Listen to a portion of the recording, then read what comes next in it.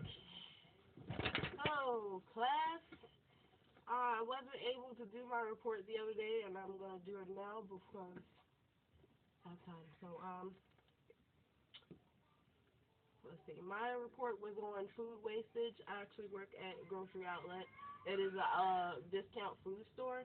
I got the idea to do this report because of working at a grocery store. Um, a lot of grocery stores actually do not donate the food that they have extra that is actually thrown out. So that got me thinking about food wastage.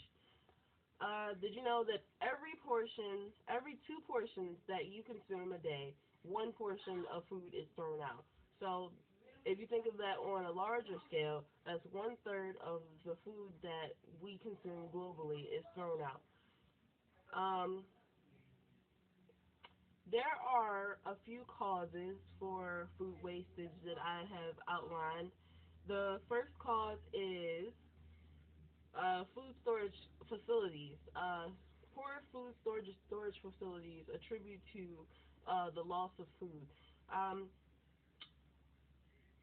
this is more for developing countries that do not have adequate storage facilities to protect against rodents and insects. There's also poor cooling facilities that allow food that is perishable to perish a lot quicker. Um, there is the second cause for food wastage that I've outlined is consumer habits. Um, People buying because of popularity and not because of necessity. If you know a name brand, not 9 times out of 10 people will buy that name brand over other names. And what I've noticed in my store is that people will go for the name brands, and other brands tend to just be thrown out because they're not known, and even if the product is good. Um, the third I've outlined is bulk buying. People tend to buy things in bulk because they are on sale, not because they need those items particularly. So, uh,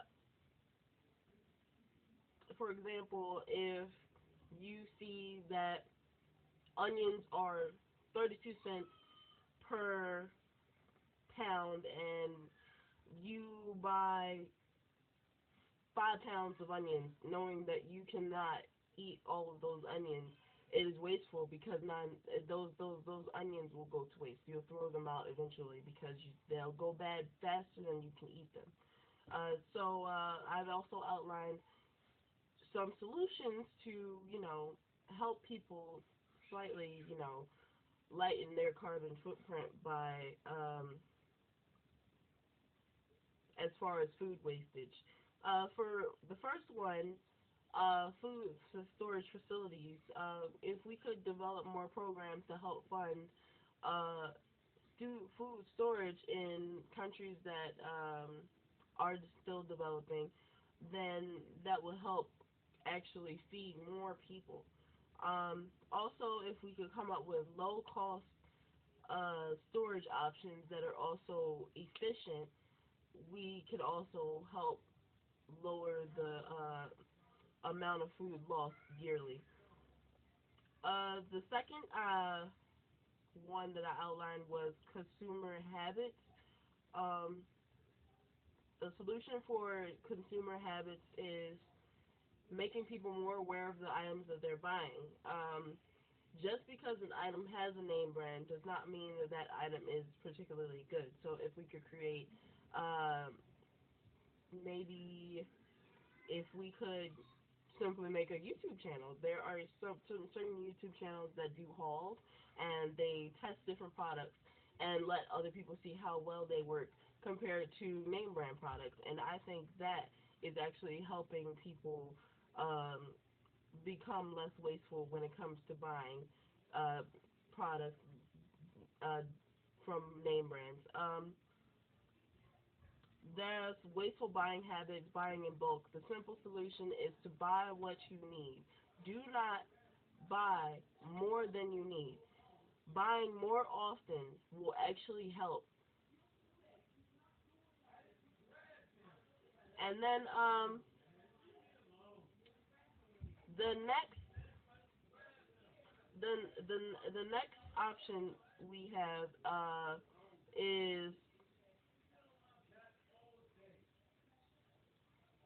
um oh sorry, I have a PowerPoint here. Food losses during the harvest and in storage translates into lost income for small farmers. And what I mean by that is small farmers attribute to a lot of the food that we get.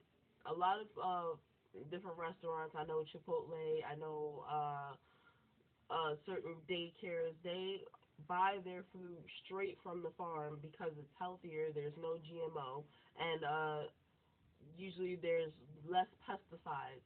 So when there are poor storage facilities, when people aren't buying, or if there's poor weather, whatever,